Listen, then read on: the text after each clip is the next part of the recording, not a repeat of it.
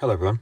This video is intended to be a brief demonstration of a writing sample from Pelikan's M205 Rose Quartz fountain pen. I have my pen inked with its corresponding ink of the year, the Rose Quartz. It's a nice pink shade.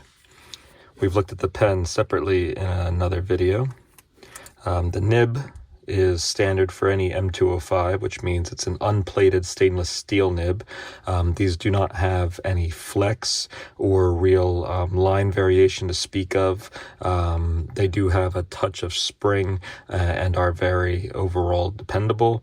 The feed here does an excellent job at resisting drying out, and what I like about kind of the direction the nibs have gone in the last few years, there was a time when the nibs were very wide for their designation, and I think Pelikan has reined that in some, at least in my anecdotal personal experience.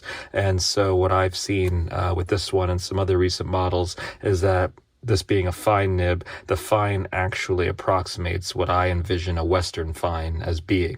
It's certainly not nearly as fine as you would get with one of the Japanese manufacturers, but for a Western fine, I think it's right on the money for that. So when you choose your nib width, keep that in mind. Mine came well aligned out of the box. There were no hard starts. There was no, baby's bottom or skipping or anything like that. So I was happy for that. And that's usually my experience. Though, again, that's not everybody's experience. Quality control is not infallible. I like this pink shade, though, again, I'm not a person to write in pink very often. So that's something that is, I don't think I would use the pink very often. Like I said, there's really no line variation here. It's all pretty standard. The upstrokes and downstrokes will look the same. That is unless you get a custom grind. And if you're going to get a custom grind, I would recommend that you get a little bit of a larger nib to start from, just as a good starting spot.